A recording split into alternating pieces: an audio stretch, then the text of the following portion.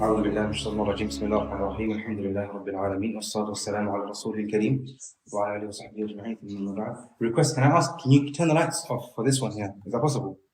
Will affect the lighting. Can you guys see the screen clearly? Yeah? طيب. Okay, Bismillah. Jazakumullah khairan. First of all, I want to thank, of course, the Friday Dutch team for organizing this. For me, it's like a full circle. My journey of the Quran actually started here. Like some 12 years ago, in that corner over there. Friday Dutch was happening in that corner there. And that was my sort of first induction to Islam, quote unquote, in terms of practicing. So I owe a lot to the Hawaiian, or YMY as it was known at that time. And I'm very grateful for the opportunity to come back and deliver something, hopefully, inshallah, beneficial. So we've got quite a lot to go through, so I'm not going to waste too much time and get straight into it. So today is a sort of practical workshop. It's not going to be a dars in terms of lecture or stuff like that. There will be some points here and there, but it'll be more of a workshop, okay? So those of you who know the title, it's How to Memorize the Qur'an, okay? So the first thing is first, I want to ask everyone, okay? First thing, who wants to memorize the Qur'an, if you haven't memorized already? Yeah? Okay, now raise your hand. Why? Let me ask, young man here, what's your name? What's your name? Mu'adh, how old are you? 10. Why do you want to memorize the Qur'an? I want to memorize the Quran because also you can go to Jannah and you'll get lots of rewards. So Mu'adh, On the day of judgment, the Quran will help you. okay, so Mu'adh wants to memorize the Qur'an because he wants to go to Jannah. But you can go Jannah other ways. You can memorize Qur'an, you can pray, fast, give charity. Why Qur'an? Any other answers? Very good answer, mashallah. Yes, young man, what's your name? What's your name? Mus'ab, mashallah. How old are you? In prayer, and if you didn't know how to read the Quran, you can't pray. So he wants to memorize the Qur'an so he can enjoy his salah and pray, inshallah. Very good. Any other answers? I want someone older, maybe.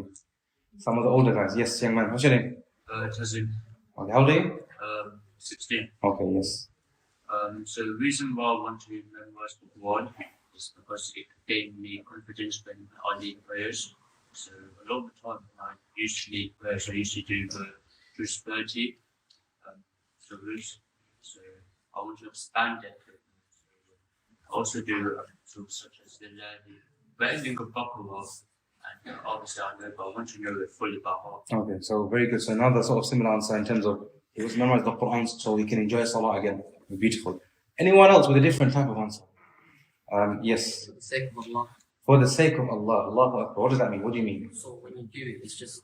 But I'm asking you why you want to memorize the Qur'an. For the sake of Allah is not a reason why, is it? So for the love of Islam, to go Jannah really, to please Allah. Okay, good, good. Last one, young man here. What's your name? Zayd. MashaAllah. Sorry? To be saved from the punishment of the grave. MashaAllah. Also, Zayd, I've got a challenge for you. By the end of tonight, I want you to find me your name in the Quran. Can you do that? Oh, MashaAllah. You memorize Ahzab. Find the verse. MashaAllah. Very good. Ahsan. So we have different reasons. Okay, Jazakumullah khairan. So the first thing I want to mention is you must make sure you have a good reason. So we have some very good reasons. Salah, go Jannah, saving yourself from the punishment of the grave. All very, very good reasons, right? And I will share some other points. But the point is, before you memorize, or before you want to achieve something which is worth achieving, you need to have a good reason for that. So before any of you memorize, and everyone's reason might be different. I'm not going to tell you, this is the reason. Everyone will have different paths. And everyone will have different relationships to the Quran. Find your path. Find your relationship with the Quran. And make that your purpose. Make that your reason, your why. Right? First thing. Second, third thing is don't rely on motivation. Okay? I'm sure, mashallah, a lot of you, I'm sure a lot of you have memorized Quran, memorizing or whatever. Some of you might leave today with motivation. Yes, I want to go memorize the Quran. This is very, very good. This will sort of ignite the fire. Right? But motivation will only take you so far. It will ignite the fire, the flame. Alright?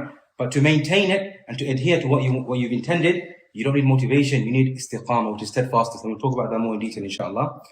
Then sincerity. Young man mentioned here, for the sake of Allah subhanahu wa ta'ala. Everything you do, the famous line of the poet Labib, he said, the Prophet praised him in Jahiliyyah, he said, كُلُّ مَا خَلَى اللَّهُ بَاطِلًا. That everything that is beyond Allah, or anything other than Allah, is batil, is not worth any of our time. And Allah subhanahu wa ta'ala says in the Quran, وَمَا أُمِرُوا إِلَّا لِيَعْبُدُوا اللَّهَ what? مخلصين له الدين حنفاء ويقيموا الصلاة ويؤتوا الزكاة وذلك This is the deen. To have ikhlas for the sake of Allah subhanahu wa ta'ala, to worship Allah with the ikhlas, that is the deen. This is the deen of Allah, is what? To have ikhlas. Without ikhlas, nothing is worth doing. Allah says in the Qur'an, وَقَدِمْنَا إِلَى مَا عَمِلُوا مِنْ عَمَلٍ فَجَعَلْنَاهُ هَبَاءً مَنْثُورًا. Allah will bring forth some of the people's deeds. They've done many deeds. You know, those who heard the Qur'an, one harf is 10 rewards and multiplied, minimum 10. They will come with many deeds.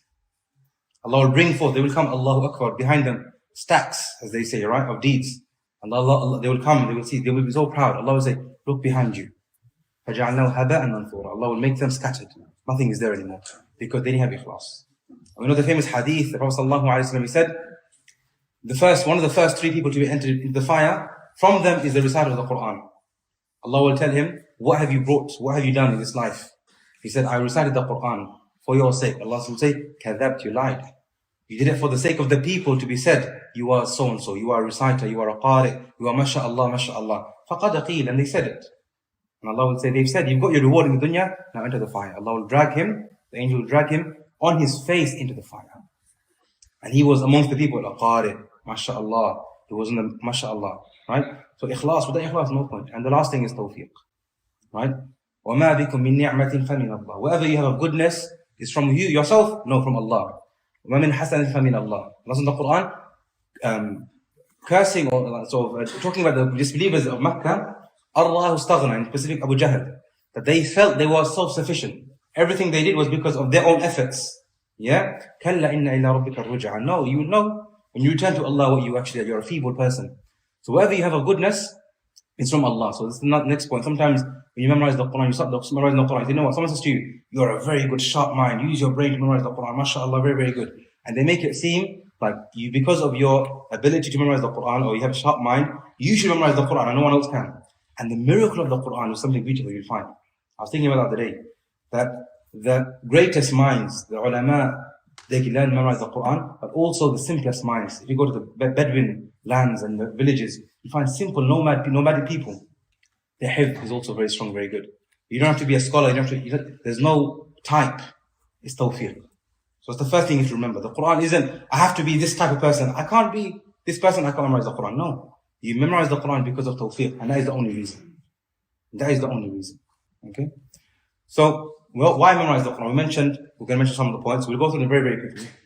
Some of the virtues we know from the Qur'an and Hadith. I'm not sure all of you are familiar with these, so we'll go through them very, very quickly. The first one is the famous verse in Surah Al-Fatir. Allah subhanahu wa ta'ala says, إِنَّ الَّذِينَ يَتْلُونَ كِتَابَ اللَّهِ وَأَقَامُوا الصَّلَاةَ وَأَنفَقُوا مِمَّا رَزَقْنَاهُمْ سِرًّا وَعَلَانِيَةً يَرْجُونَ تِجَارَةً لَن تَبُورَ. It's a very beautiful verse, and I'm sure all of you are familiar with it. But one point I want to share here is, we're in the age of crypto, Binance, and investing and looking for the future and how you can be financially independent. Allah gives you the most safest bet here. That those who develop a relationship with the Qur'an, with the condition they recite continuously, establishing the prayer, giving from what Allah's given them from wealth, they are in a transaction with Allah subhanahu wa ta'ala, in a deal with Allah subhanahu wa ta'ala, in a business transaction that will never ever go down. Now you see crypto's going up, now it's going down again. Right? This one always goes up. And Allah explains the reward. لِيُوَفِّيَهُمْ أُجُورَهُمْ. Allah will pay your full wages on the Day of Judgment. Everything that you're owed, Allah will pay. وَيَزِيدَهُمْ مِنْ فَضْلِ. And on top of what you're owed, Allah will increase. لِلَّذِينَ أَحْسَنُوا الْحُسْنَ وَزِيَادَةً. Those who do goodness, Allah will give you your goodness, but also will increase extra. This is the bounty of Allah. When you work, they will say your hours, how much you're owed, and they'll give you a salary. They will not give you a bonus every time. They might give you a bonus sometimes in the year, but generally speaking, they give you what you're owed. But Allah Jalla wa Ala, from His kindness, He will give you extra, especially those of people of the Qur'an. And famous hadith, the best of you are those who learn the Qur'an, teach it. Another hadith, اقرأوا القرآن فإنه يأتي يوم القيامة شفيعا لأصحابه. Read the Qur'an, for indeed He will come as the intercessor on the Day of Judgment. Imagine on the Day of Judgment, in the court of Allah, who is your barrister, your lawyer? The Qur'an. Your case, khalas, you know what's going to happen. Right? Another hadith mentioned, very beautiful hadith. The Prophet said, لا حسد إلا في اثنتين. There is no envy in Islam, except for 2 types of people you can envy. Allowed, halal, hasad. First one is the point we will mention here. رجل آتاه الله القرآن فهو يقوم به آناء الليل وآناء النهار. A man, Allah gave him the Qur'an. Same as we mentioned in the beginning, tawfiq. Not رجل اكتسب القرآن. He is the one he got the Qur'an from his effort. Allah gave him the Qur'an. So what does it do with what he's given? What? فهو يقوم به آناء الليل وآناء النهار وأطراف النهار. And with the Qur'an Allah gave him, he doesn't recite in the gatherings only. He might do that, but not only. Or he's known because of his Qiyamul Layl in the masajid and mashallah tilawat and mashallah musajjala, amazing. La. You're envious of him not because of his beautiful voice, because how strong his hifz is, because he knows a lot of the ahkam of the Qur'an. No. Because you see him living the Qur'an in his life day in, day out. These people are very rare. You don't find these people, wallahi. You find reciters of Qur'an, but you don't find people of Qur'an. And when you see them, you know they are special people. I'm sure people have seen them in your life sometimes here and there. They're very rare people. But what I mean by the daytime, they're living their life according to the Qur'an. In the nighttime, they're doing the qiyam and so on and so forth. But they also live by the Qur'an. These are the people of the Qur'an. Ahlul Qur'an. And other hadith, I won't read all of them to you. I will share one, the top one, for me is one of my favorite hadith. Right? Narrated by Tirmidhi, the Prophet ﷺ, he said, Man shaghalahu al-Qur'an wa dhikri an mas'alati. Whosoever is preoccupied with the Qur'an and my remembrance. Yeah? An mas'alati, from asking me. Because he's so busy with the Qur'an day in and day out. He doesn't get the time. And those who memorize Qur'an, who are mashallah, you'll see sometimes when you're on your Qur'an, you don't get time all the time to do dua and all the istighfar, and you don't get time because you're busy with your Qur'an. Allah says about these people who are busy with the Qur'an and they don't get time to ask Allah, أَعْطَيْتُهُ أَفْضَلُ مِمَّا أُعْطِي السَّائِلِينَ. I give them better than I give those who ask me. Allahu Akbar.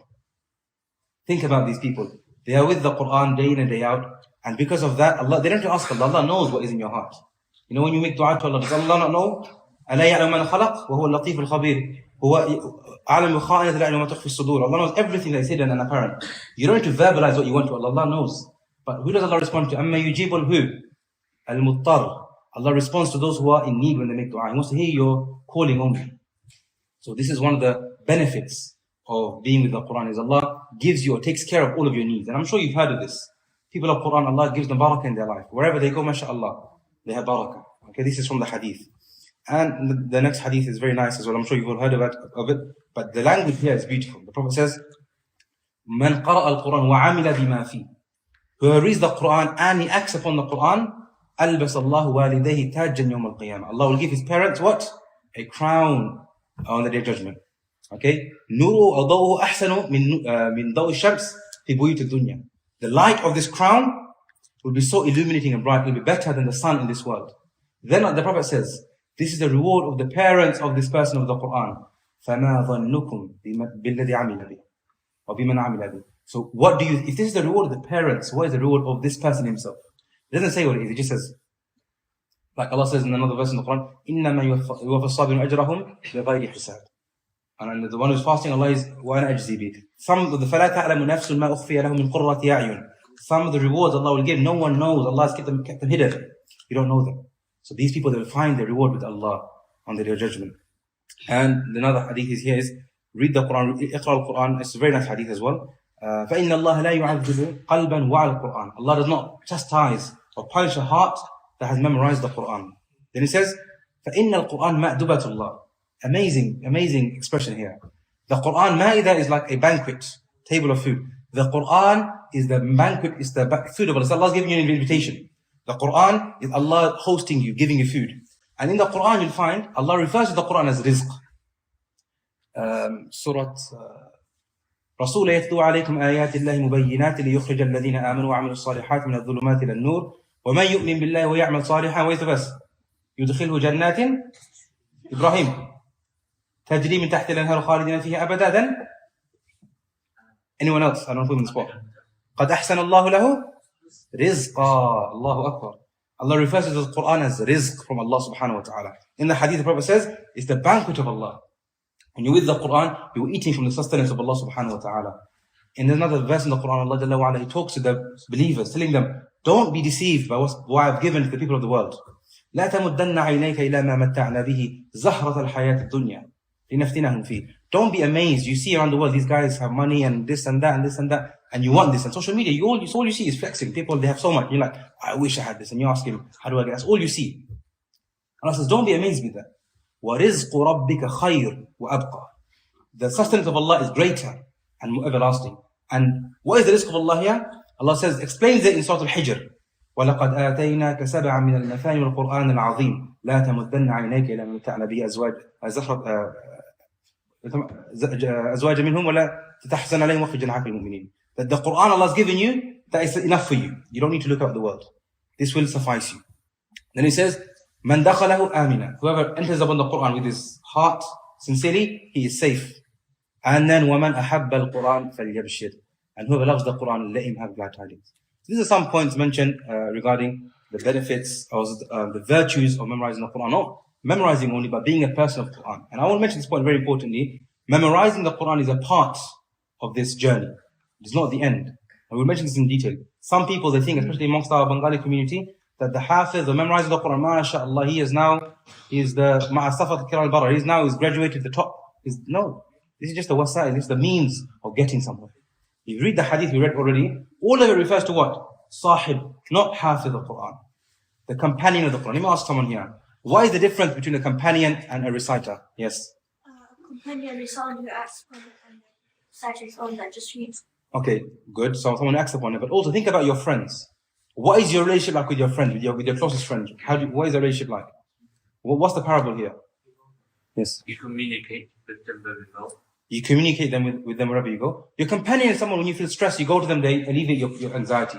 When you're happy, you share that news with them. قُلْ بِفَضْلِ اللَّهِ وَبِرَحْمَتِهِ فَبِذَلِكَ فَلْيَفْرَحُوا وَخَيْرٌ مِمَّا يَجْمَعُونَ. When you feel sad, you go to them, they alleviate you. وَلَا تَخَفْ وَلَا تَحْزَنْ. As in the Qur'an, إِنَّ اللَّهَ مَعَنَا. Wherever you have problems, you go to the Qur'an, you find the hal. You find the solution. This is the companion of the Qur'an. Whenever he goes to the Qur'an, he finds what he's looking for. This is his companion. Alright? Fine.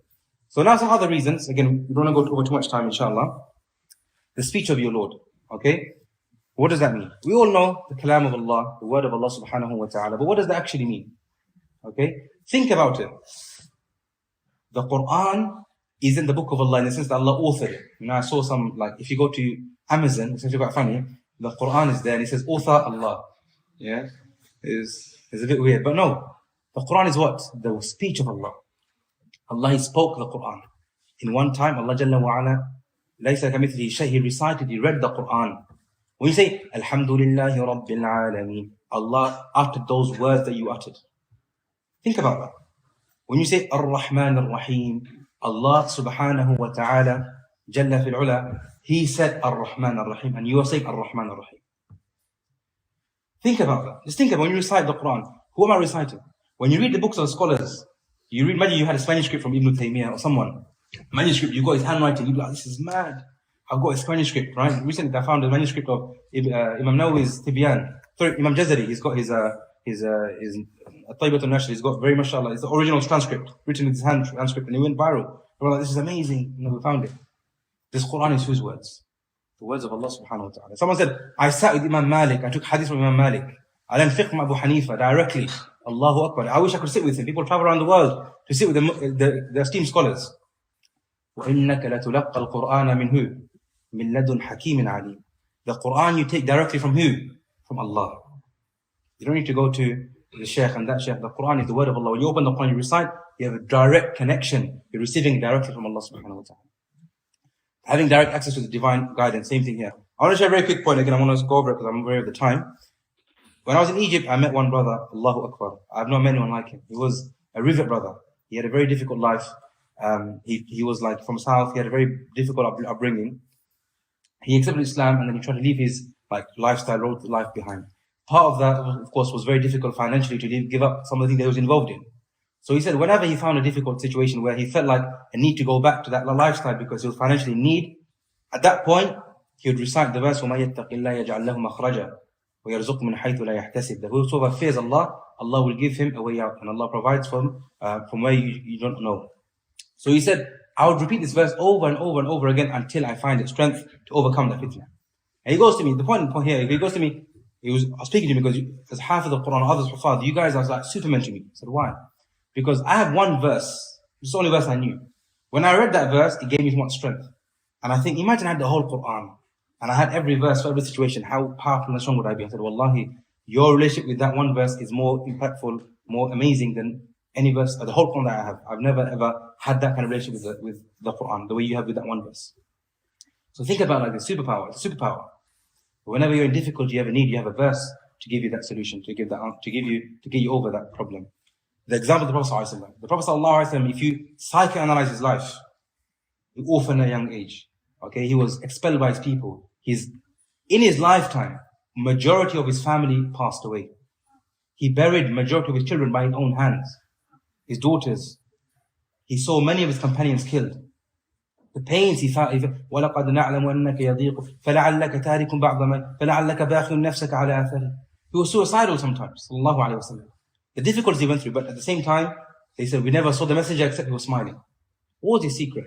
People like this, you don't expect them to be known as the most merciful, the kindest. He went through so much quote-unquote trauma, right? I say in that quotes, right? But he was the happiest person. Why? He was directly connected every night. He said, جُعِلَتْ قُرَّةُ عَيْنِي فِي الصَّلَاةِ. I have my peace, ease when I'm praying. In the night time, he would stand all night in Qiyamul Layl. His wife would ask him, Ya Rasulullah, rest. He said, أَفَلَا أَكُونَ عَبْدًا شَكُورًا. Can I not be grateful? Leave me alone. There's one hadith, beautiful hadith. She would join him to pray. Right? Everyone has this idea when they get married, pray Qiyamul Layl together, amazing. Right? The Prophet, she would join him. So one night he stood up to pray and she was standing up to join him. He said, Wallahi, he said, Sahih Muslim, amazing, he said, sallallahu alayhi wa sallam. He said, Aisha, leave me alone, let me worship my Lord. Sallallahu alayhi wa sallam. And then she said, he recited from the end of Al-Imran, Inna fi khalqi samawat, and he began to weep until his beard was mubtalla, wet with his tears. Point being is, well, this was his, again, I use it in quotes, okay, therapy, right? Directly with Allah subhanahu wa ta'ala. قُمِ اللَّيْلَ إِلَّا فَقْرَأُوا مَا تَيَسَّرَ مِنَ الْقُرْآنِ فَقْرَأُوا مَا تَيَسَّرَ مِنْ. This is the Qur'an he had directly. His whole day he was stressed out, going through difficulties. He would sing, and the night time he was there with the book of Allah, with Allah subhanahu wa ta'ala, getting the answers, getting the revelation directly from Allah subhanahu wa ta'ala. Okay? Allah preserve those who preserve it. Straightforward. First step, like again, I won't expand too much because of the time. Those who want to seek knowledge, the first step is, of course, memorizing the Qur'an. I would advise everyone before you want to be serious knowledge, student knowledge, you memorize the Qur'an first, and Jannah in your heart. Okay, explained it with the other point as well, in the fact that wherever you go, you have that tranquility. Wherever you go, you can recite from anywhere, and that gives you the peace and the tranquility. Fine. So again, benefits of Hifz. Okay, very, very quickly again, not to labor the point too much. We mentioned already, no intermediary between you and Allah subhanahu wa ta'ala. When you want something from Allah, directly you have it in the Qur'an. It develops discipline and character. Okay? The pursuit of memorizing, now practically speaking, it requires time. We're in a time where we want everything immediately. When you're studying at university or whatever, you can study overnight. You can miss the whole semester, and then a few weeks before you can bang it out and you can get a decent grade, right? And we're used to that kind of lifestyle. We want things like this, right? But the Qur'an, you can't get it overnight. Not in a good way, at least. Some people memorize the Qur'an intensely, but they don't maintain it. To have the Qur'an properly, you need to dedicate time, and that develops discipline and it develops character. Improves your memory, of course, and intelligence. You'll find those people of the Qur'an, when they reach old age, you'll find, mashallah, they're still very, very sharp. Okay? Anchors your iman. And I will mention this point. The other points you guys can see, I will mention this point in detail, then we'll move on, inshallah. One of the amazing benefits of the Qur'an, or memorizing the Qur'an, is its ability to anchor a person. What does that mean? I'm speaking personally, right? If it wasn't for the Qur'an, everyone makes mistakes. You go here and you go there, you go there. The Qur'an anchors you back. You might be doing something wrong. You hear a verse and it takes you back. It reminds you, Allahu Akbar, what am I doing? You're in Salah, Imam recites something, Allahu Akbar. You are moved by this Qur'an. You hear a verse from a reciter and it takes you back, Allahu Akbar. I've neglected my Qur'an. And it humbles you. Allah says in the Qur'an, يُثَبِّتُ اللَّهُ الَّذِينَ آمَنُوا بِالْقَوْلِ الثَّابِتِ. Allah makes those believers firm with this Qur'an. قُلْ نَزَّلَهُ رُوحُ الْقُدُسِ مِنْ رَبِّكَ بِالْحَقِّ لِيُثَبِّتَ الَّذِينَ آمَنُوا. Allah makes the believers firm with this Qur'an. Okay? Even the Prophet ﷺ, Allah says in the Qur'an, وَلَوْلَا أَن ثَبَّتْنَاكَ يَا مُحَمَّدْ. If we did not make you firm, Muhammad, لَقَدْ كِدْتَ تَرْكَنُ إِلَيْهِمْ شَيْئًا قَلِيلًا. You would have perhaps gone towards their misguidance. And it says, وَكُلًّا نَقُصُّ عَلَيْكَ مِنْ أَنْبَاءِ الرُّسُلِ مَا نُثَبِّتُ بِهِ فُؤَادًا. We reveal the stories to you, Muhammad, for what reason? So you can share the stories and amazing story of the Qur'an. Look at Noah and Yusuf. No. To make you firm, Muhammad, your heart. You see what your brothers went through, and you'll be fine. Okay? Right, let's move on, inshallah. So now, more practical things, okay? We've gone through some of the spiritual benefits and what we need to do before memorizing the Qur'an. Now, we want to memorize the Qur'an. What are some of the practical things that we need to have before memorizing the Qur'an? The first thing is tajweed. Okay, everyone, before memorizing the Qur'an, you must have a good, satisfactory level of tajweed where you're not making major mistakes. Right? Fluency. Good, you're familiar with the Qur'an. You can read from anywhere in the Qur'an fluently. And that would mean you can read a page within a minute and 20, I would say. That is a good level of measurement of your fluency. So you must have these two before you memorize the Quran. Tajweed. So if you can't recite the Quran correctly, learn that first. Okay, some people they can't recite the Quran, but they want to memorize straight away. Learn the Tajweed first and improve your fluency first, and then you can move on to memorize the Quran. The third one, have one mushaf. Okay, very popular, very famous advice. Make sure you have one mushaf. Sometimes people they'll have different types of mushaf. You have like different scripts.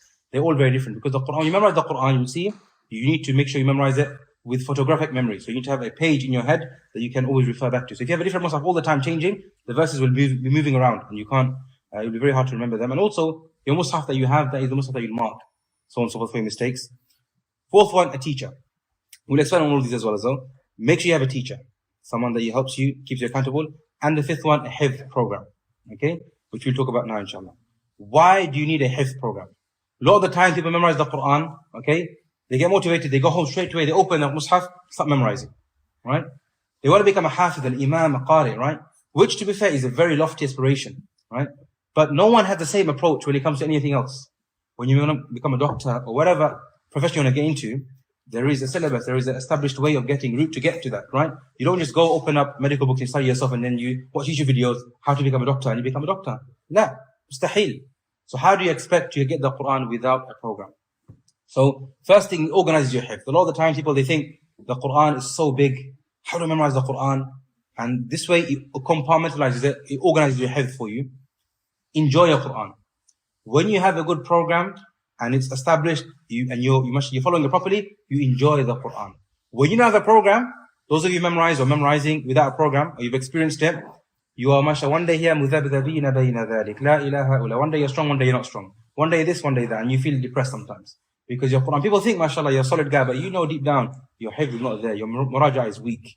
Yeah? And you feel, no. So having the Quran, a good program, gives you that enjoyment that you can read from anywhere and you enjoy your Quran. University, I said that already. Cons of memorizing without a program. Same thing, forgetting as quickly as you memorize. Okay? The sin of forgetting. The Prophet ﷺ, he said there is a narration mentioned that the surah that you've forgotten because you've abandoned them, they will come in a form of punishment either in the grave or in the hereafter. Perpetual revision. That's the worst one. When you're in your entire life, you're revising and revising. No one day in your life can you say say there's a verse, it's surah you're going to recite today. Before reciting it, revise it first, then read it. And you're always revising, never being confident. Some young man said, I want to be confident in my salah. Unless you have a good hifz program and your hifz is strong, you can never be confident in your salah. Because you're always thinking, did I make a mistake? What's going on here? You're always second guessing yourself. Imposter syndrome, very popular amongst Hafiz who memorize the Quran young and they abandon it. When they get older, everyone tells them you're a Hafiz, but he knows deep down, nah, I'm not Hafiz, man. Like, I don't know. People think I do. And I want to expose him, but he said to me, one of the guys, he memorized the Quran, but now he's forgotten a lot of it. So what he does is he's got backup verses that he keeps on the run. So if he needs to lead salah, he has those to go to. Yeah? Just in case someone says, Hafiz, lead the salah, he's got some backup in his memory, just to read those verses. And they're like scattered, so they seem like, mashallah, he's got the Quran, right? But yeah, it's not really there. Okay? So it's very important. Amongst the Sahaba, did they have a program? Think about it. The Prophet said in the hadith, ta'ahadu hadha al-Quran. That make sure you tie this Quran and you have a ta'ahadu means what? Ahd is an agreement. Make sure you're on an agreement, as in you have a program in place that you're, mashallah, always constantly going through the Quran. فَوَالَّذِي بِيَدِهِ نَفْسُ Muhammad. By the one who my life is in, this Quran, أَشَدُّ تَفَلُّتًا. It leaves you quicker than the camel leaves if it's untied. So make sure you review it. Go back to the companions, think about them. The Prophet ﷺ.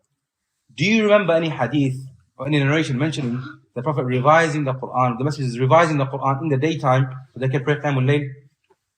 Tarawih is coming up, all the Hufaz revising. Yeah? Because they were slacking throughout the year. I remember I read a quote, Shaykh Abdul Rashid said, I don't remember once in my life preparing for Tarawih. He's always ready. The Sahaba like this, can you think? The Sahaba, Fajr time is coming, he's recited all of Surah Yusuf, for example, what's his name? Umar radiallahu anhu, famous narration of him. The Prophet ﷺ would recite Surah Al-Qaf in Jum'ah prayer. Do you think they prepared in advance? No, they had a relationship with the Quran, always going through it, so they were always ready and able to read the Quran. Abdullah Mas'ud and Surah Al-Nisa. One of my favorite stories. Yes, almost all of you know this. The Prophet was sitting down and he said to Abdullah Mas'ud, read. He said, Ya Rasulullah, أقرأ عليك والقرآن أنزل عليك? I recite the Qur'an to you, and the Qur'an is revealed. Jibreel comes to you with the Qur'an. I recite to you. It's like, for example, we're going to give an example of Sheikh Abdul Rashid, or in our times, Sheikh Muhammad Jibreel, other reciters, say Husari, for example, he's around Majal, rahimahullah. And he says to you, can you read from me and listen to you recite, just to enjoy it? No, Sheikh, are you trying to take the mic at me? Come on. Same, kadhalik. He was like, Rasulullah, I recite to you. He said, no, I want to listen to other than me. So he recited from the beginning of Nisa until فَكَيْفَ إِذَا جِئْنَا مِنْ كُلِّ أُمَّةٍ. Who can tell me how many pages that is, approximately?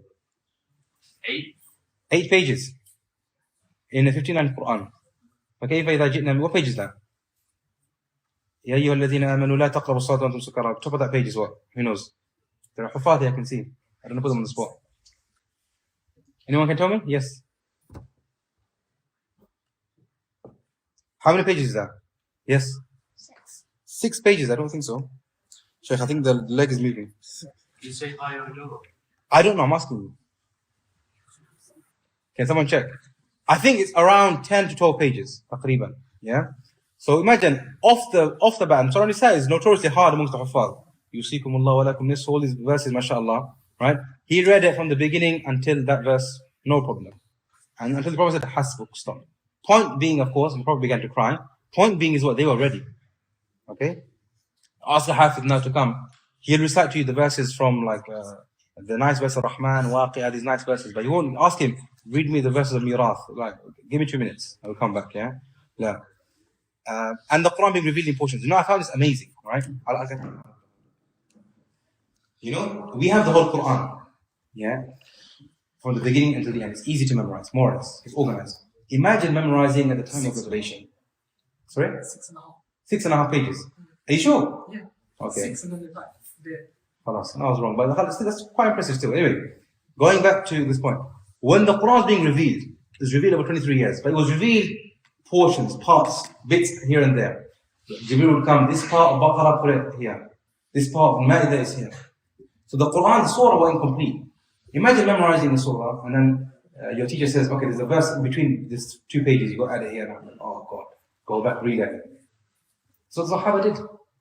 But the beauty was what? They had 23 years. إِنَّا نَحْنُ نَزَّلْنَا عَلَيْكَ الْقُرْآنَ تَنزِيلًا. We reveal this Quran gradually. وَقَالَ الَّذِينَ كَفَرُوا لَوْلَا نُزِّلَ عَلَيْهِ الْقُرْآنُ جُمْلَةً وَاحِدًا. Why don't you reveal the Quran one time? كَذَلِكَ لِنُثَبِّتَ بِهِ فُؤَادَكَ وَرَتَّلْنَاهُ تَرْتِيلًا. Because you want to make your heart firm. They love the Quran. The verses came, they learned the meaning, they acted upon it, and then they placed it wherever it needed to be placed.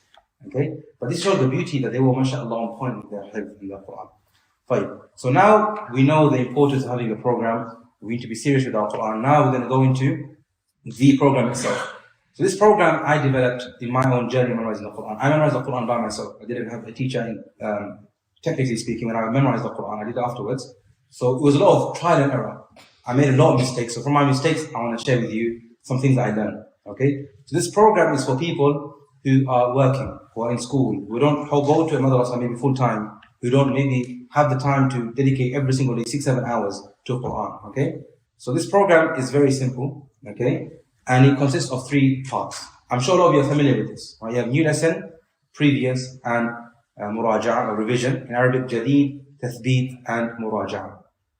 And it's a program that these 3 parts work together. And I'll explain to you how they do, or each part individually, inshallah, in detail. So it's a very, very simple program. You have 3 parts, new lesson, previous, and revision. So pay very, very close attention. The program is very, very simple.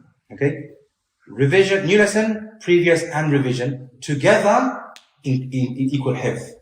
Sometimes people, they think they memorize the page right now, 20 minutes, I've memorized this page, it's hifz. No, this is new lesson, no hifz.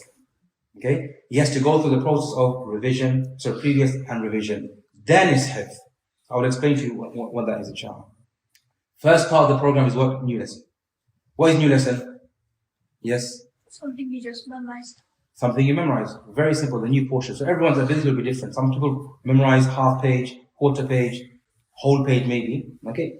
Based on your ability, you memorize a portion. The example I want to give is like building a house. Think about your Quran like you're building a house. The new lesson is the materials, right? The bricks, the mortar, these are the things that you need, the materials before building your home. Another example is that if someone trains, if you go gym, for example, this is your training. When you go to the gym, they say breaking the muscle fibers, whatever, training, getting stronger. This is you training in the gym. Or building your house, you need the materials first. The building blocks of your home, which is your hifz. Okay? Think of this analogy. We're going to add to it, inshallah. How does it work? Simple, you memorize the lesson. And we'll go through step by step. How do you memorize? Okay, so first thing, you memorize that portion that's set for you. Jalsa.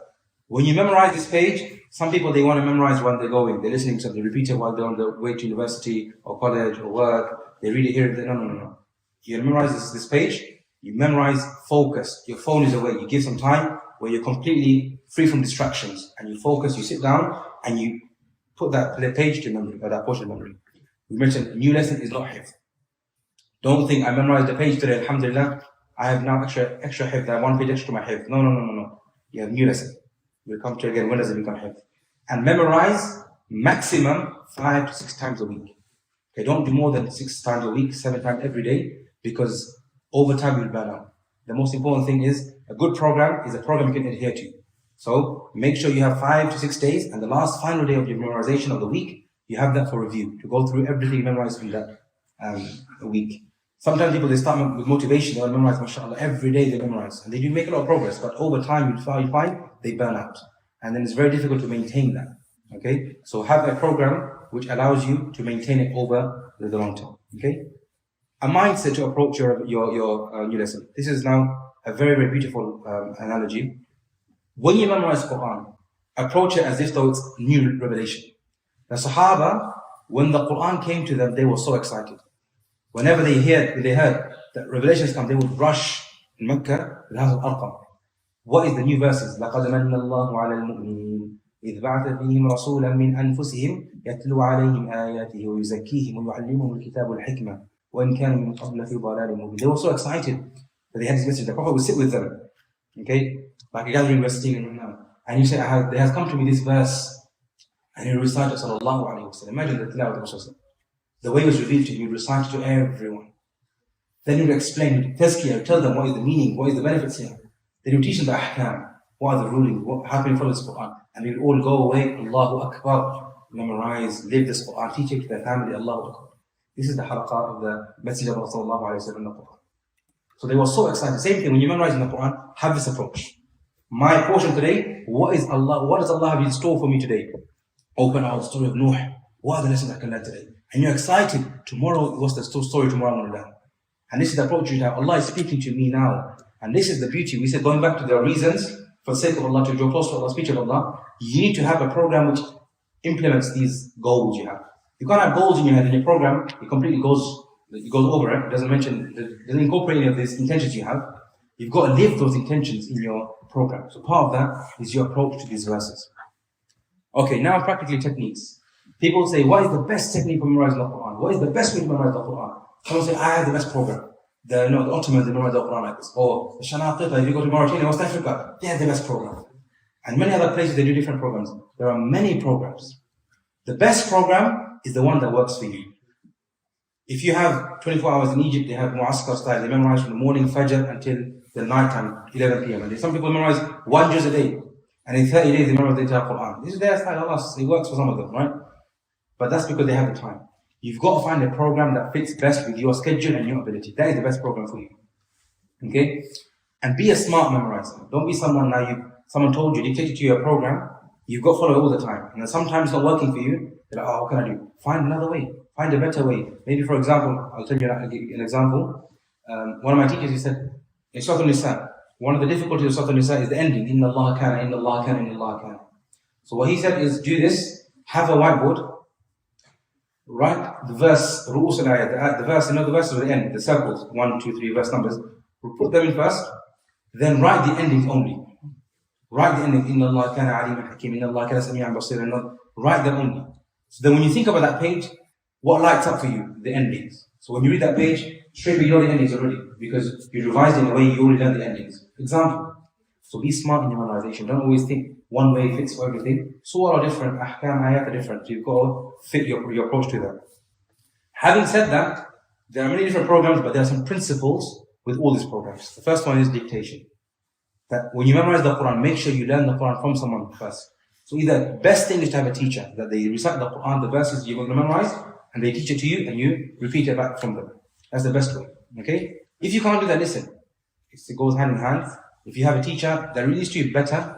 But if you can't get an audio of a shaykh, someone who's very good in tajweed, listen to him and make sure you know how the page is read first. Okay? Repetition. Another principle, very simple. This is the golden rule of memorization. Or memorizing anything, repeating. Jalsa, we mention again, focus. When you memorize the Qur'an, no one will memorize when they have their phone, when they're walking around, they're outside, this and that, the eyes are there. You can't memorize the Qur'an like this. And I see young people, especially when they memorize the Qur'an, this time and especially, they find themselves, they have a day free, 3-4 hours, and memorize the Qur'an, but they have their phone. They memorize 2 verses, they stop and they go to their phone. Check, come back. This is not going to work. There's like your brain, when you memorize the Qur'an, you're making links, you're making connections all the time. If you break the link, every time you memorize the verse, you break the link, you go to something else. So your brain can't make those links. There will be problems. You're reading verses, sometimes you find, the problem is, you forget the verse after. You know the verse, and what's the verse after? Say me the verse. Okay, then you can see the verse. So the links between the verses are broken. Why? Because when you're memorizing, you stop memorizing. You memorize the verse, and you stop memorizing, and you do something else. So that link between those verses were broken because of your distraction. So if you memorize the Qur'an, the verses together, in one go, those parts, without being distracted, you will make that part firm and strong for you. And the last one is corrections. Whenever you make a mistake, you make sure you go over and correct yourself and you fix that mistake. So these are some principles of memorization. Now quickly, a step-by-step guide, I don't know if you can see that, of how I would recommend. This is my recommendation. There are other ways, but this is a step-by-step guide on how to memorize a new lesson. Okay, I know guys are getting tired, so I do apologize. First thing we mentioned, you memorize something. Okay, you have your mushaf open. Listen to the portion before you memorize it. Either from a teacher you have, best. If not, get the audio. Listen to that portion, half a page, 1 page, whatever it might be. Listen to that first. Make sure you know exactly how to read everything. Listen to it first. Second thing, read the entire portion before memorizing it 5 to 10 times. So you familiarize yourself. Read the entire thing from beginning to the end by looking. You familiarize yourself with it. After that, the first verse of that portion. Read it with looking 10 to 20 times. Then repeat it again without looking 10 to 20 times. Once you've done that, you've established that every time you're memorizing it, when you're reading it, you're photocopying it with your mind. You're looking at the page, and what? You're trying to remember the harakat first time. Second time, you're trying to remember the verses, where the words are. Everything about that page, you're trying to put into your mind. So every time you're reading it, you're trying to improve that picture image in your head. You're filling up the gaps. When you're memorizing it, you should be able to see the entire verse in your head. If you can't see which part is a bit hazy, go back and fix that part. But the entire verse is present in your head. You know exactly the color page, the borders around it, the size of the margin, everything is memorized.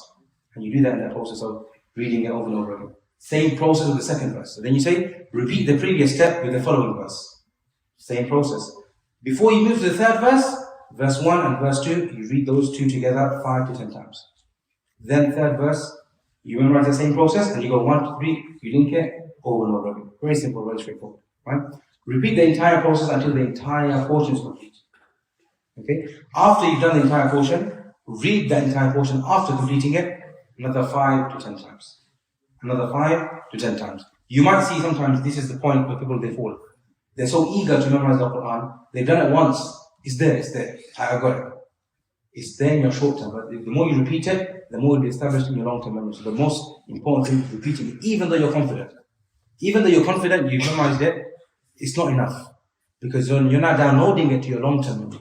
And that takes repetition. That takes hours. There's a difference between someone memorizing it in like reading it once or twice, and someone read it 20 times. If the person read it once or twice, in a week's time, it won't be there. The second one, in a month's time, it will still be there. Right? After that, very important, you read to someone. As soon as you prepared it, read to someone. Get your feedback on your mistakes. So if you can't read to your teacher, ideally, what I would recommend, audio. Record yourself. Voice note or record yourself, audio, and listen back to it. And then correct your mistakes. If you can, send to a friend, a family, or a teacher, voice note, send it to them. This is my new lesson, give me some feedback. Okay, straight away. Then you go back and you correct your mistakes. Before you move on, the mistakes you've made, correct it. Figure out why am I making a mistake here and correct it. And then praying nafil with your memorization. On the same day before you sleep, or whenever you can, pray, salah with your Qur'an. The best way to make your Qur'an strong is by praying salah. Those who memorize the Qur'an, or even everyone here, When you recite something in Salah, there's a different feeling. When you recite it, generally speaking, it's the one we're reciting. When you're in Salah, the same verse you recited outside of Salah, in Salah it feels different for some reason. قُمِ اللَّيْلَ إِلَّا قَلِيلًا فَاقْرَأُوا مَا تَيَسَّرَ مِنَ الْقُرْآنِ. Allah says in the Quran, read the Quran when? In the Salah. The Salah, إِنَّ الَّذِينَ يَتْلُونَ كِتَابَ اللَّهِ وَأَقَامُوا الصَّلَاةَ. Okay? And the final part of the process, number 10, for me is the most important part. Read the translation of the tafsir.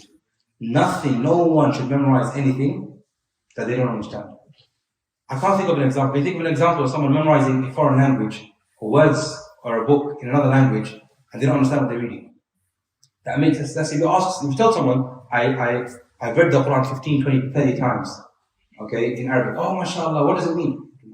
So you read the entire, I can read this good, my kha and my qaf, I can read it, mashallah, beautifully, beginning to end, no mistakes. Yes, Ustadh. I think a really good is because in my school, we asked the non-Muslims, we told them about our religion and how we read the Quran, and the first question we asked was, so what does it mean? Yeah. None of us could answer. Allah. Why do you read it then? Makes no sense. It's really clear when you have someone who's not familiar with Islam asking. Exactly. It's like, let me give you an example, right? Someone gives you a letter. They say, in this letter is the instructions to find a treasure or money or £1 billion. Follow the instructions, you find £1 billion. You open the letter, it's in Chinese. You don't know Chinese. What are you going to do? Yes. Use Google Translate. Use Google Translate. Allahu Akbar. MashaAllah. You use, maybe you use that, maybe you ask someone, what does it mean? You wouldn't try, okay, let me go and find out how do I read Chinese. Right? You learn that Chinese alphabet without knowing what it is, and you read that. I won't, it's a bit rude to try to read Chinese, but you read it or repeat it over and over and over again. Well, you know where the place, where the money is. You have no idea. So why do we do this with the Quran? The Quran, we said, it's huda, guidance to help us. So when you memorize something, make sure before you sleep on the same day, you go through the meaning and you have an understanding. Maybe not all the words, you don't know maybe, but you know the general meaning of this page that you memorize. So this is the first part. Okay, are we getting tired? A little bit. If you're getting tired, raise your hand. Okay, I apologize. I'll try and get us through as soon as we can, inshallah. First part, now is done. New lessons prepared, ready. What do we do next? Tathbeet, mashallah. Alright? From looking at the picture, what do you think tathbeet is? Yes. Working out to improve your brain. Working out to improve your brain. Allah Akbar. What's that kind of workout? You give me a workout program. That sounds sick, yeah. So what is it Tathbeet? Tathbeet. Tathbeet is just that you're gaining knowledge and you're making it stronger in your mind. Okay, good. Yes? I think Tahbeet is so basically you give it to someone and what you already memorized. Okay, very good. So now follow me, yeah? I know we're losing our focus because I'm talking for so long, I apologize. I memorized my page. It's ready, it's solid, mashallah, on point. I feel I memorized it, we still haven't memorized it. It's still not hifz. Even though Ustadh, I go, mashallah, strong, very good, still not hifz. You have to go through tathbeet. What is tathbeet? Tathbeet is a process by which you make your new lesson strong, you consolidate it. Going back to our analogy of building a house. This is the building of the house. You have the materials, it's ready. You don't have a house, you've got to build the house.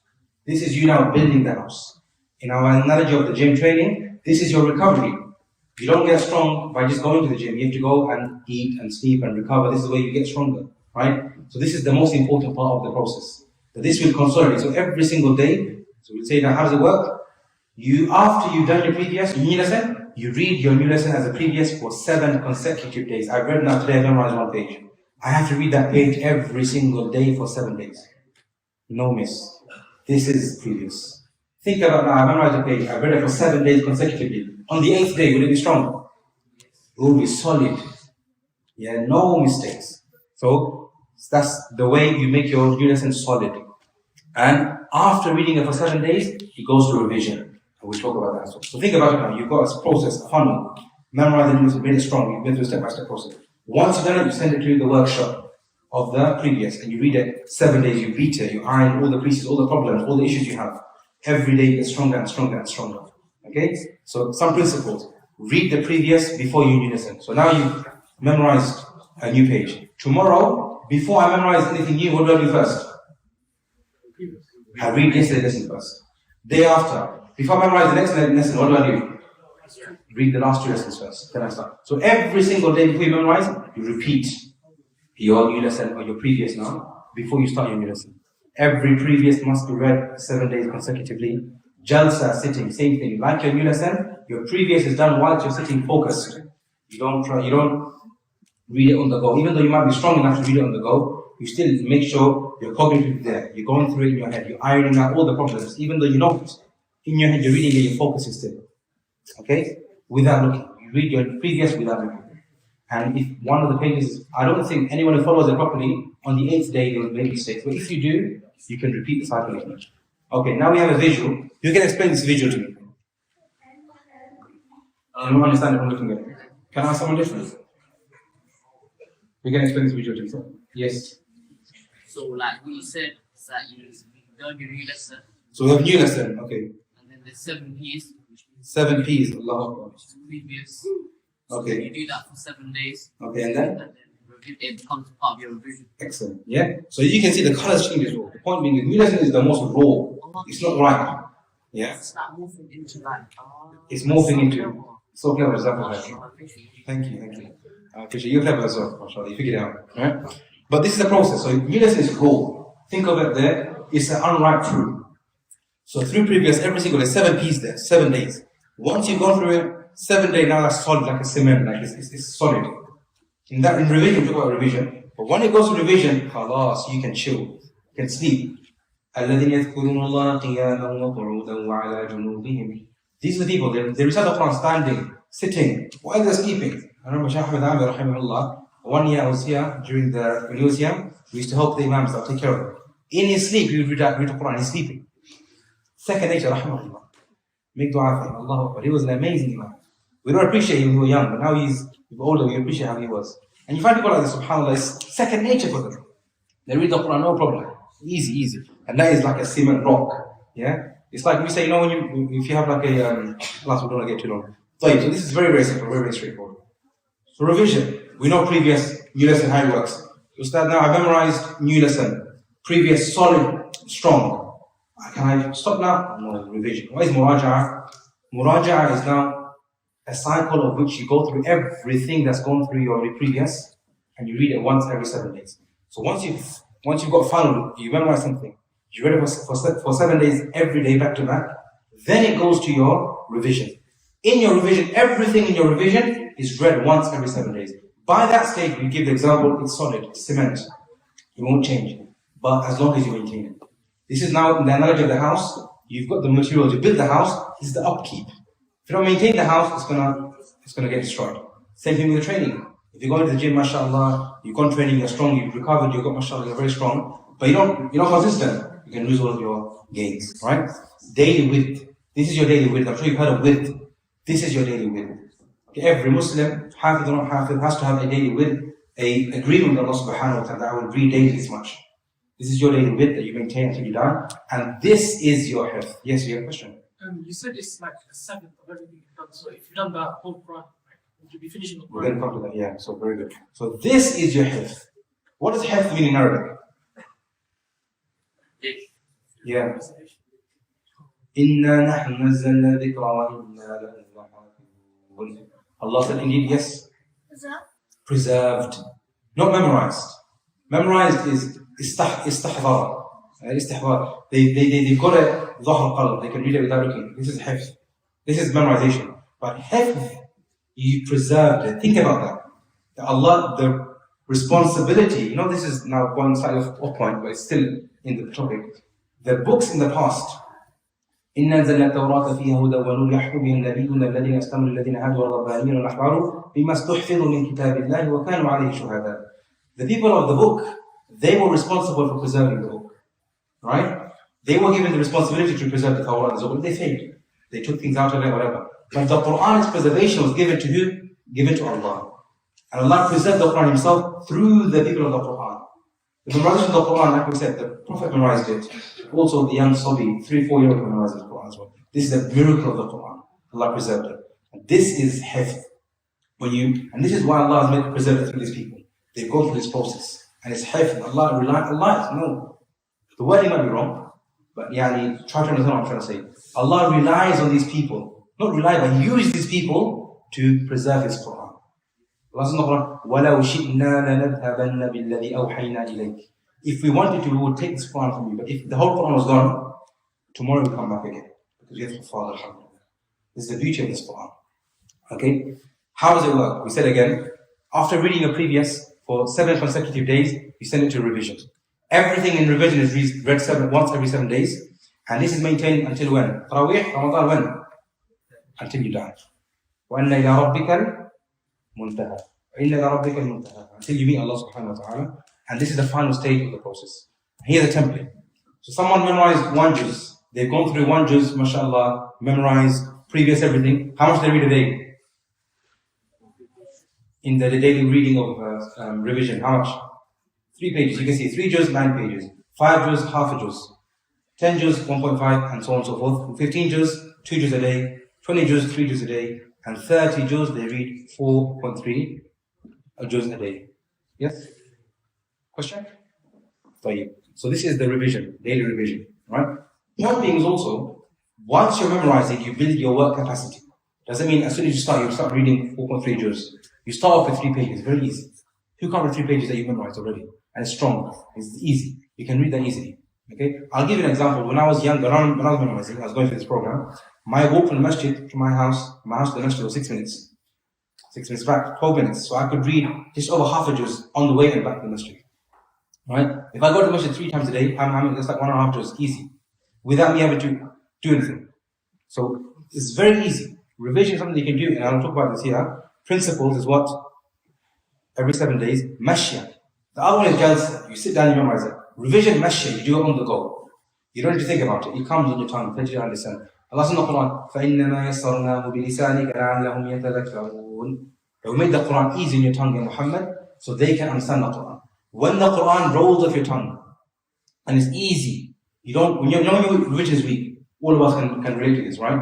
When you're reciting or you're reading, what are you thinking about? You're thinking about the verses, or what are you thinking about? What's next? You know, they say this Imam, mashallah, for sure, his sujood is so long, mashallah. His sajda is amazing. That Shaykh recently, he's reading in his salah. I remember myself, I had this problem. I was very weak. I'm in sajda. I'm practicing the next rak'ah. I started Allahu Akbar. أَمْ يَقُولُونَ افْتَرَى. So Alhamdulillah Rabbil Allahu Akbar. Inna lillahi inna ilayhi raji'un. Right? So this is the problem. When you're not strong, you're still thinking about the verses. So when you're reciting the Quran, you can't enjoy it. When your health is strong, you don't have to worry about the verses. When you're reciting, what happens sometimes? You go on autopilot. You press the autopilot and it just comes.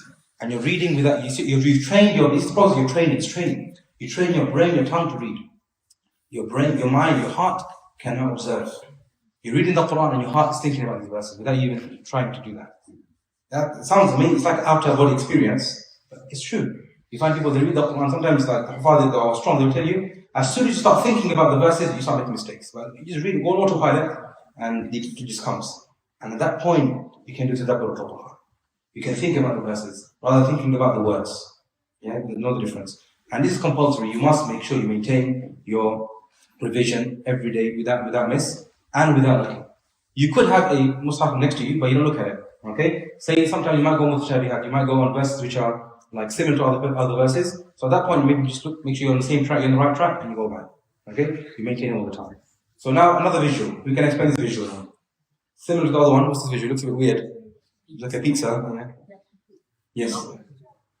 So NL is usually New lesson. So you've gone through the first process, okay? Yeah. and then the P's or practice. The P's is the practice. No. You can explain this to me, yes? So it's the new lesson, then the practice week 4 7 days, then you've got the revision, and you revise that, which is the piece. Okay, that's the pizza. So very simple. Jazakumullah khair. So basically the same as before. New lesson, previous, 7 days of previous. Once you've done it, you add it to your cycle. The 7-day cycle. Yeah, so once you've done it, you put in that cycle, and that cycle is 7 days. You finish it, you restart, finish it, you restart, finish it, restart. Does that make sense? Yeah. You add it. So I'll show you how it works. So new lesson every day, how does that work? I'll show you inshallah. Recommendations for revision. We said you can read it on the go. Recommendation, read it in your salah. If you're reading salah, or you're praying sunnah prayer during the day, read it in your sunnah. 12 rak'ah rawatib, 24 pages. Easy in your salah. Qiyamul layl is the zakah of the heart. The way money is the zakah of the rich person, Qur'an, so when you memorize the Qur'an, you know zakah is to pray a time of day. Same way a person who is given knowledge is zakah is to teach. And the third thing is pondering. Thinking about the verses. Allah in the Quran, أَفَلَا يَتَدَبَّرُونَ الْقَوْلِ أَمْ جَاءَهُمْ مَا لَمْ يَأْتِ آبَاؤُهُمُ الْأَوَّلِينَ أَفَلَا يَتَدَبَّرُونَ الْقُرْآنَ مَا عَلَىٰ قُلُوبٍ أَقْفَالُهَا. Many other verses also in the Quran. فَاعْتَبِرُوا يَا أُولِي الْأَبْصَارِ. Take lessons, please, Allah is saying to you. كِتَابٌ أَنزَلْنَاهُ إِلَيْكَ مُبَارَكٌ what? لِيَدَّبَّرُوا آيَاتِهِ. Not لِيَتْلُوا, لِيَتَجَوَّدُوا, to do tajweed and tartil, and mashallah. My son is memorizing the Quran his whole life now. For 10 years he memorized the Quran. All he's improved is tilawah. His ikhfa, Allahu Akbar, he's going to have shafawi. Allah, mashallah, daqiq, mashallah, it's amazing. What does this mean, ya Mawlana? I don't know, but I can tell you the ahkam of tajweed. Good, but 10, 20 years you've been hafiz, and you can't tell me the meaning, you don't have any of your own thoughts. No, this is no problem. So when you memorize the Quran, I ponder upon these verses. This is when you can relax. This is when you can say graduation. You memorize the hifz is there, muraja is there, and now when you're daily with, every day you take some istinbat, some lessons from the Quran. Today is my just one juz I'm reading today, or 3 juz I'm reading today. What are the lessons I want to learn today? And you learn the throughout your day. So this is now going back to the whole program we had. We put it together, new lesson, previous, and revision equals hifz. As you can see, the new lesson is the building materials of your building, hifz. The previous is building that building, and the revision maintaining it, and of course at the end you have the final product. We don't have time. How long do we have? We have time? There was basically a sample program I was going to show you, but I don't think we have time to completely go through it together. Let me see if I can open it for you. Can you see? You can't see it. How do I share this on my screen? Click it. Click it. Control click. No, it's probably not going to look like that. I think I've got it on my screen. It's not coming on the thing. Oh. No, You have to exit the presentation. ESC. The presentation you made. exit, yeah? Yeah, now you can share. Oh, well, it's not open to everyone to view. Go on that link for live view. Yeah. Let me close this. Can someone give me a hand? I am not of the computer. Oops. So this is what I want to do. Oops.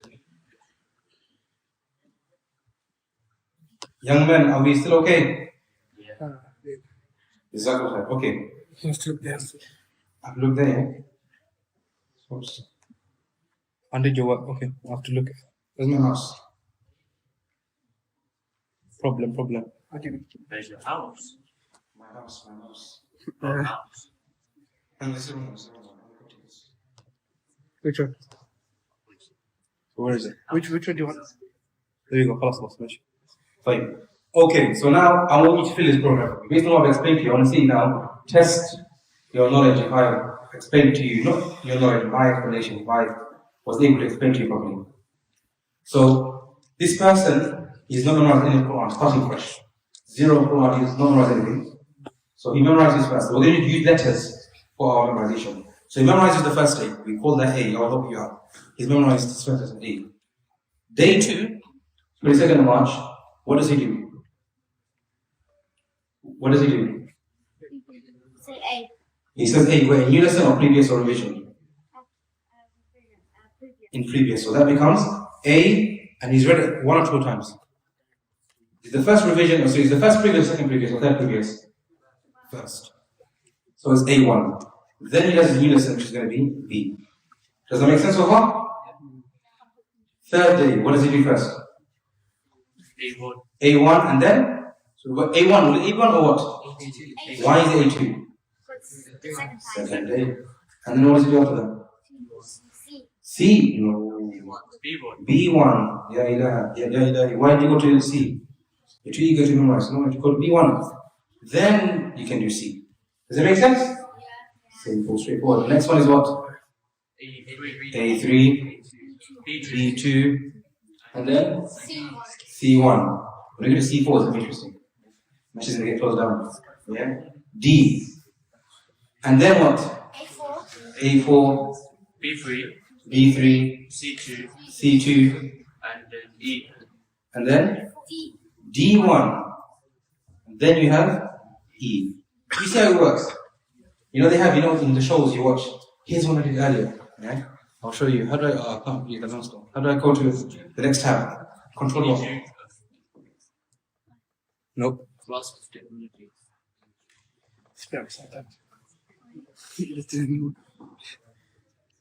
Yeah, I'm old man. I'm not young, but I'm old.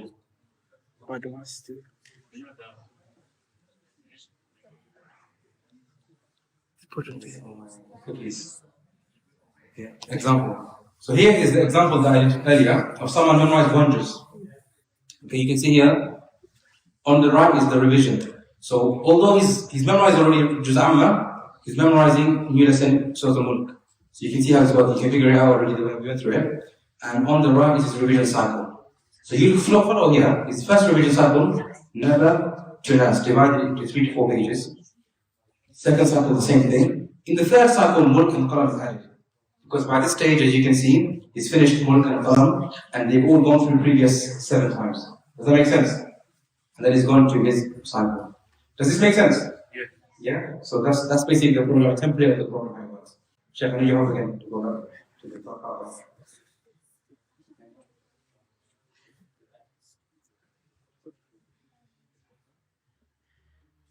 I think our viewers can't really appreciate it because it's screen back to us. Position, right? I can't see my screen. What's going on?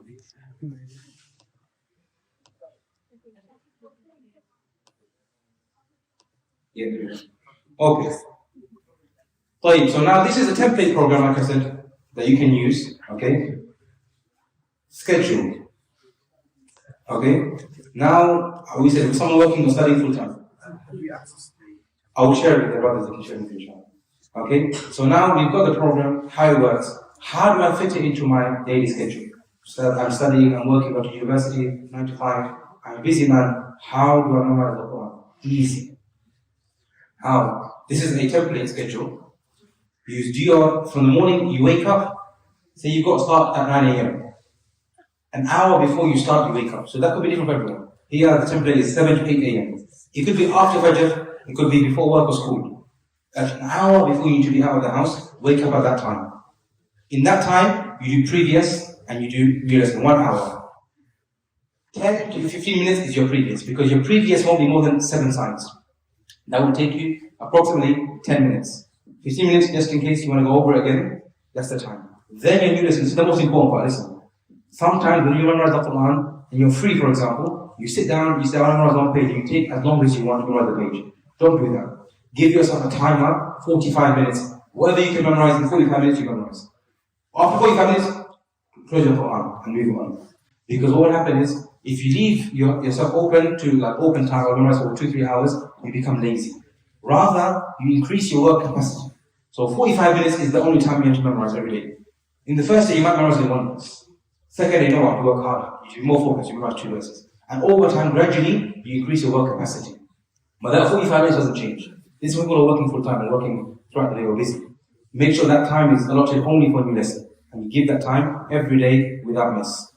Then you have work and school 9 to 5 p.m. What do you do in that time? If you're working, whatever, you can do your revision. During your commute, you're going to work, you're going to school, you're going to go to university. In that commute, you can really listen to your Quran, you can revise your Quran, read your Quran. During your commute, your salah, and your breaks. New lesson. You memorize your lesson in the morning. Throughout the day, 9 to 5, you have all that time, 8 hours. Review your new lesson that you've got. There you go. Come home, 7 p.m. Evening basically, whenever you have time. Give your new lesson to someone. You come home, do your thing, whatever, eat, relax, go, whatever you want to go. 2 minutes won't take to give your new lesson to someone. Give that lesson that you memorized to someone. 9 p.m. again, in the evening, you've relaxed, whatever. You've memorized, say, 3, 4, 5 lines, 1 page. How long will it take for you to read that meaning or translation or tafsir for that 3, 4, 5 lines or 1 page? 1 hour, 2 hours, how long will it take? 3 hours? How long? 5 minutes. 5 minutes. On your phone. Get Tafsir Sa'di, you can get in English. Tafsir Kathir in English, read version. Or whatever Tafsir you want to read. Whatever Tafsir Quran, whatever you're going to find, something that you like, and read it. Go through it. It's very easy. And if you want to be smarter, you go through the next day's one in advance. So you're ready for it. And then, before you sleep, Qiyamul Layl. Nafil, before you sleep, this is fard, not from me. And it's not fard as in ibadah, but for the program. Every night before you sleep, you pray from your new lesson. 2 rak'ah after Isha, you pray before you sleep. 2 rak'ah away memorize on the daytime. If someone can maintain this, I promise you, mashallah, you live in the Quran. The whole day, and it's not much. 1 hour before work, throughout the day you don't do much, 5 minutes of lesson and then 5 minutes of reading and then maybe 10 minutes of reading the Qur'an. This is plain with. This is what? In the day, not even an hour and a half. Hour and a half of work, or 12-hour day. You can't give this? And I promise you can do this easily. Memorize the Qur'an, you'll be solid, strong, you'll understand the Qur'an, and you finish your Qur'an like this, you'll be a scholar. Shaykh Haitham said this, anyone who memorizes the Qur'an and learns its meanings, and he goes over and over and over again, by the time he's 30, he'll be a scholar of Qur'an. He'll be an alim. I promise you. Right? Any questions here? Okay? Frequently asked questions. Now we're coming to the end. Alhamdulillah, finally, Allahu Akbar. Finally, the few frequently asked questions. What is the best time to memorize? Okay, I'll give a template program. Some people say the best time is Fajr. Fajr is your Ja'al al-Barakah. Barakah fi buquriha. Allah said, Prophet said, Allah has put blessings in the morning. But a lot of us, we're up all night on our phones, groggy, sleeping 3 hours, wake up Fajr, and you're dead. How can I memorize in the morning? Happens. A lot of us are like this, right? Myself included, right? So find a time that is best for you. Ideally, you get sleep. Sleep is very important. Again, maybe another time we talk about science memorization and some techniques you can use, scientific techniques to help you memorize. But one of them is sleep. You find, night before you memorize something, and it's a bit weird, a bit shaky, you sleep on it. They say, sleep on it. Yeah? Tomorrow I'll come back. Tomorrow morning you wake up, Allahu Akbar, it's marinated, it's strong. For some reason, you can't explain it, but it's there. Because your brain now is making new connections, whatever. So the best time is what time you can be consistent with. If you can't memorize 7 in the morning, don't memorize 7 in the morning. Try and build that habit, but once you're doing that, find a time where you can memorize properly. So maybe it's in the evening, maybe that's at lunchtime. But whatever, as long as you fulfill the conditions of memorization, find your best time.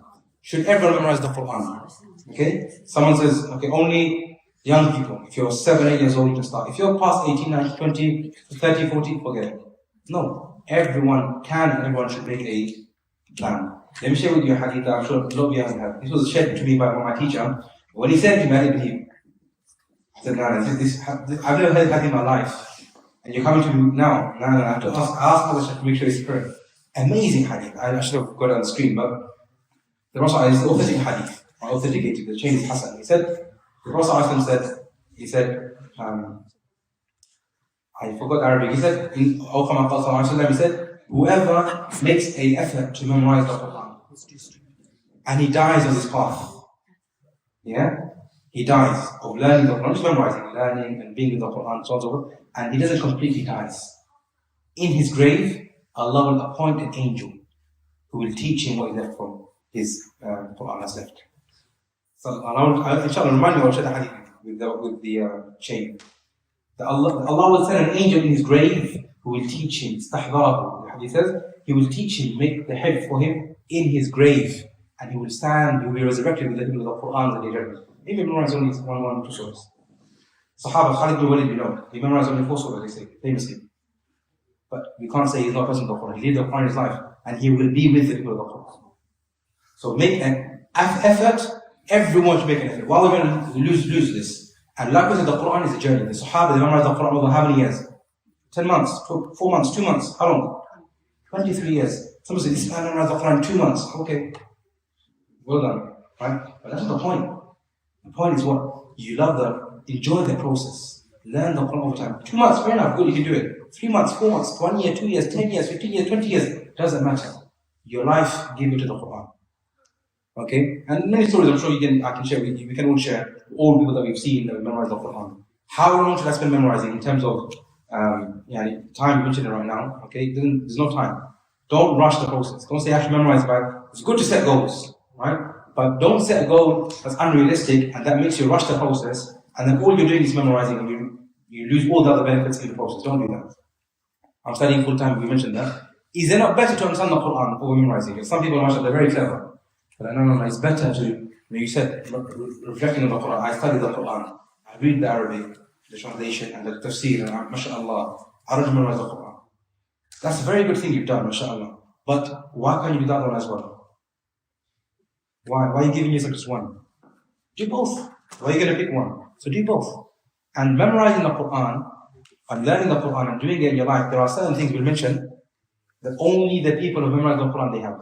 Asrar, some secrets that only the people of Qur'an have access to. And I will share some of them. Okay? Can I just memorize the important verses? Some of the people who memorize, and I met people that's in Egypt, the students, serious talaba, mashallah. But they say, I only need to memorize ahkam, ayat al-ahkam, and this and that, right? The verses of rulings and legislation, whatever, that's what I need to do. So istinbat. So when they do fiqh mas'ala, there's a verse here, you learn that verse because the mas'ala, memorize it. Fair enough. And they're like, maybe 4,500 ahkam ayats, right? But this is not the Qur'an. The Qur'an isn't for this point. ذلك الكتاب لا ريب فيه what? هدى. إن هذا القرآن يهدي. In the Quran, تبيانا لكل شيء وهدى ورحمة وبشرى للمسلمين. Many other benefits. شفاء لما في الصدور وهدى ورحمة. Many points. This Quran is not just for learning the Ahkam and ayat, no, it's for your life, for your guidance. So memorize the whole Quran. I've memorized before, I've forgotten what do I do. Okay? Memorize again. Simple. Start again, no problem. Fine. Any questions here from anyone? Yes. If you're currently on your program, but you have a significant chunk classes a week, Yeah. what do you do for those ones? Do you treat it? You can't obviously treat it like plain muraja that you have in your cycle. Yeah. Do you have to go through like a secondary program to like get those back up to speed? So brother, that's a very good question. Sure. No, it's very good. So you memorize the Quran. So you started down with shots. Yeah, you're gonna start from fresh. But then you got 10 juz or 5 juz or 3 juz very big. What do? Start fresh with those 3 juz like me. And then it'll be very easy to recover because you've done them already, isn't it? But go through it again. And the program that I've set out, the program that you've got for yourself, use that as the blueprint. And it'll be very easy for you to adhere to because it's already there. Start with that. There's no problem going back. People don't want to go back because I have to restart again. What's the problem? Alhamdulillah, go back and do it again. No problem. Okay? Few pointers, last few advices I'll give to everyone and then I'll be gone. Hifz partner, hifz body. These are the extra points. Have a buddy, have a partner. Someone you memorize with. I will encourage you. Okay? I'll tell you one of my stories. When I memorized the Quran, I had a buddy, mashallah. Right? And we were memorizing together, and we were the same part, same portions. I remember one day we were memorizing, we were literally at the same section, we were competing. So we were memorizing from the masjid, we missed the salah, the jama'ah. So we have to pray ourselves. So when you need the salah, who needs the salah? Who needs the salah? Not I'm saying in general. It's who? The one who's? You memorize the most. So we're discussing how much you memorize exactly the same. But that day, I had memorized like a few verses more than him. So I did the salah. Next day, same thing happened. But this time, he knew more than me. So he led the salah. So these things, they encourage you. Where are you now? And he encourages you to go. And it's very good stuff. I'm sure you will have experiences. When you have relationships with people through Qur'an, nothing compares to real relationships. When you sit with them and you just recite Qur'an and you get advice and benefit from them, it's an amazing relationship. Next thing is, understand what you memorize. We mentioned that already. Tahara, physical and spiritual. Physical, of course. لا يمسه إلا المطهرون. Quran, make sure when you read the Quran physically or when you're reading it by walking, make sure you're in tahara, spiritually as well. Away from sin and haram in your eyes and all these things, very important. Make sacrifices. You can't have everything. You can't do everything. Someone says, I want to achieve this and achieve that. They want to play with their friends and go out on holiday and they want to do this and do that. And memorize Quran and be successful in this. No, you have to pick your questions. The Quran requires sacrifice. You can't, in the evenings you got the muraja'ah. Or your friends are going somewhere, they're calling you, said, I can't, I've got muraja'ah to give to my teacher. I can't, I have to prepare it for tomorrow. You can't go. Be with the Quran, you will this day with the Quran. Track make dua, very important, but also make your parents make dua for you. You know, they say, وَقَضَى رَبُّكَ لَا تَعْبُدُ إِلَّا إِيَّاهُ وَبِالْوَالِدَيْنِ إِحْسَانًا. Be good to your parents. What better way, is there anything better in terms of birr al-walidayn than giving your parents crowns of encouragement? Think about it. When you go Jannah, you say, Mother, Mom, come. I did this Quran for you, my dad come.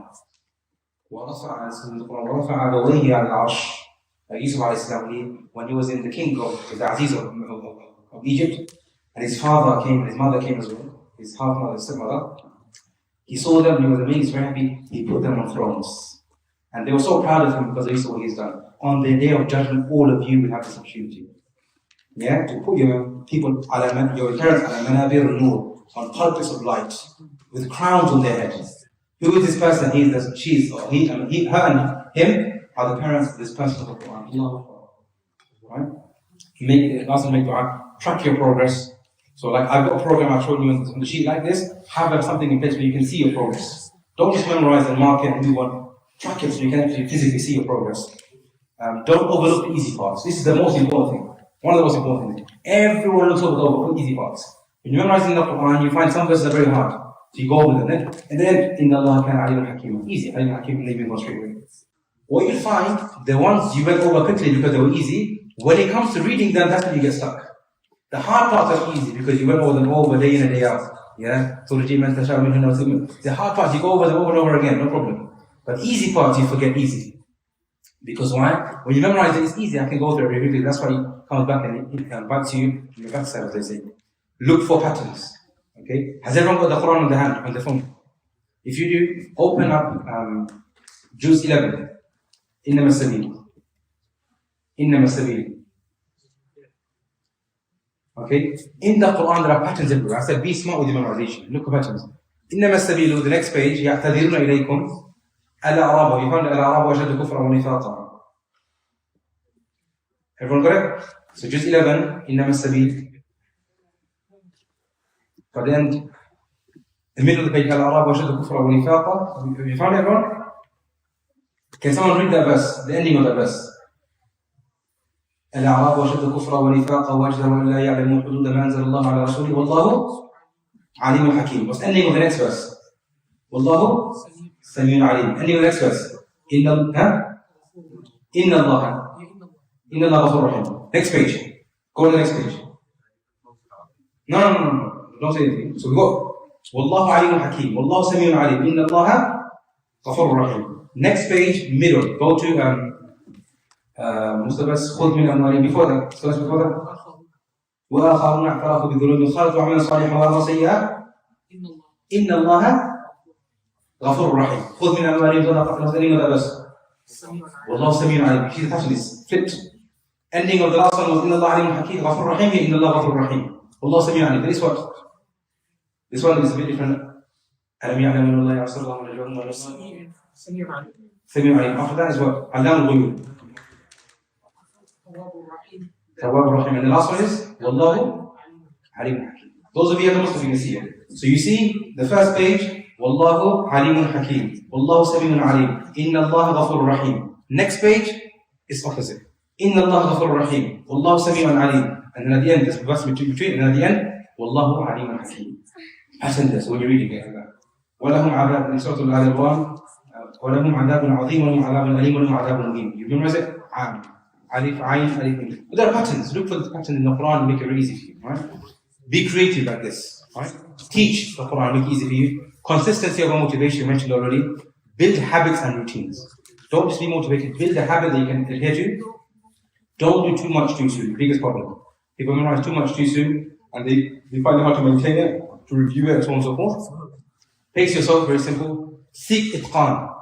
Seek to perfect. It's better to have strong page than having a weak juz. So I memorized 5 juz. One guy I memorized 2 juz, but it's solid. It's 2 juz is better. Right? And enjoy the process. Wallahi, this is my biggest pain.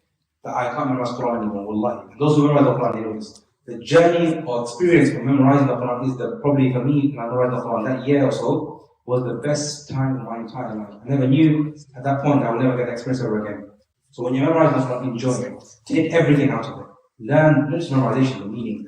You're living with the Quran. Because you're memorizing, you're living with the Quran day in and day out. So prolong that process and enjoy the process. One more slide in there. What happens next? Do you want to know what happens next? No, not really. No? You want to know what happens next, or you want to finish it now? No, we all know. You want to finish? No. You want to know. You want to know from what? 2 minutes. Hifz is not the goal, it's the means. The real journey starts after Hifz. What does means mean? Means, for example, I'm not memorizing the Quran to be a hafiz. I'm memorizing the Quran to have a good relationship with the Quran so that I can understand what Allah is saying to me. I can live the Quran in my life. I can enjoy the Quran. I can sit salah and pray salah. When I think about the Quran, when I think about, you have the entire corpus of the Quran in your head.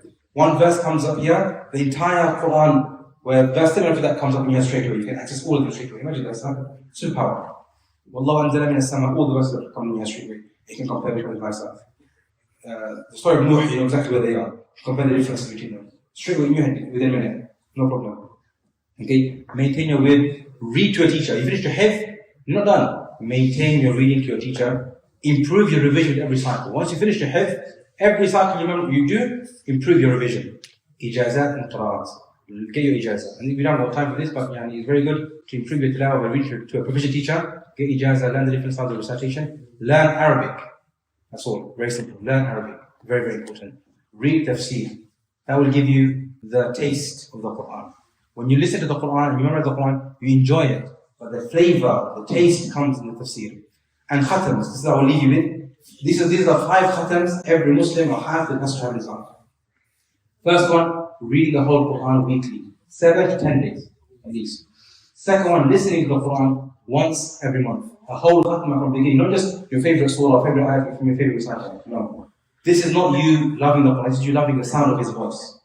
Listen to the entire Qur'an from the beginning, وَالْتَصِلْ مِنَ الْبِدَايَ إِلَى النِّهَايَةِ. Read the intro, not just Surah Waqi'ah every night. And that, you recite 3 weeks, you go to another. This is a ghurur. This is not really, this is you like the stream, not the Qur'an. Tafsir. Read tafsir.